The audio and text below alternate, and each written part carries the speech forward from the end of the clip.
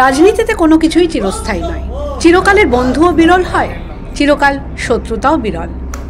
শুভেন্দু অধিকারী এবং দিলীপ ঘোষ তো পৃথক দলের নয়, একই দলের, তাই শত্রুতার বিষয়ই ছিল না। তবে অনেকে মনে করছিলেন অভিমান অসন্তোষে শুভেন্দুর বিরুদ্ধে পাহাড় জমেছে দিলীপের মনে। সেই পাহাড়ে ধস নামল কিনা তার হদিশ দিলীপ বৃহস্পতিবারও দেননি। তবে আপাত দর্শনে একটি মিষ্টি ছবি দেখা গেল।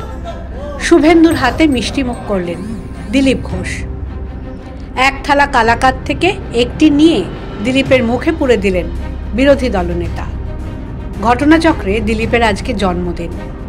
প্রশ্ন হলো, এই কালাকাত দিলীপ শুভেন্দুর মধ্যে রসায়ন শুধরাতে পারবে কিনা। বৃহস্পতিবার বিধানসভায় এসেছিলেন দিলীপ। দলের বিধায়কদের সঙ্গে দেখা করেন, খোশ গল্প এবং আড্ডা হয় নিজেদের মধ্যে। তারপরেই শুভেন্দু এগিয়ে এসে মিষ্টি খাওয়ান দিলীপকে। রাজ্য বিজেপির অনেকের মতে এই পরস্পরের এগিয়ে আসাটা অর্থবহ।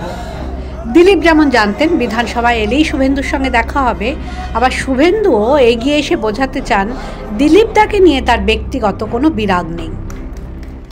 দেখুন, আজকে বিধানসভায় আমি এসেছিলাম বিধায়কদের সঙ্গে এবং মিডিয়ার লোকদের সঙ্গে দেখা করতে। বিধানসভা চললে একবার আমি আসি। আজ আমাদের পার্টির বিধানসভার নেতা মাননীয় শুভেন্দু আমাকে আমন্ত্রণ করেছিলেন জন্মদিন জেনে মিষ্টি খাওয়ার জন্য। সেই জন্য দুটো কাজই হলো, জন্মদিনে মিষ্টি খাওয়া হলো, সবার সঙ্গে দেখা সাক্ষাৎ হয়ে গেল, শুভেচ্ছা বিনিময় হলো। আপনাদেরকেও শুভেচ্ছা। দিলীপ ঘোষ রাজ্য বিজেপির সভাপতি থাকাকালীন বিজেপিতে যোগ দিয়েছিলেন শুভেন্দু। মেদিনীপুরের মঞ্চে অমিত শাহর হাত থেকে আনুষ্ঠানিকভাবে পতাকা নেওয়ার পর শুভেন্দু দিলীপের সঙ্গে সখ্য রেখেই চলতেন। শুভেন্দুকে একদিন বাড়িতে ডেকে খাইয়ে দাইয়ে একটা জহরকোটো উপহার দিয়েছিলেন দিলীপ। কিন্তু বিধানসভা ভোটের পর থেকেই পারস্পরিক দূরত্বটা বাড়ছিল।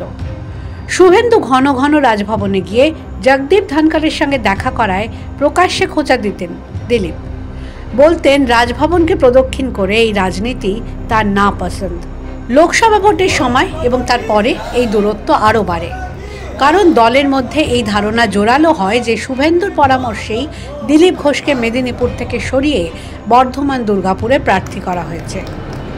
নতুন আসনে হেরে শুভেন্দুর উদ্দেশ্যে ঠাড়ে ঠোড়ে অনেক কথাও বলেছিলেন দিলীপ।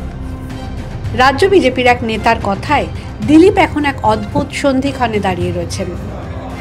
তিনি দলে আছেন ঠিকই, তবে তার কোনো পদ নেই।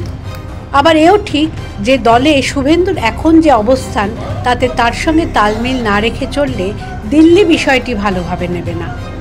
সেদিক থেকে এদিনের সাক্ষাৎ প্রাসঙ্গিক বৈকি। The world bureau.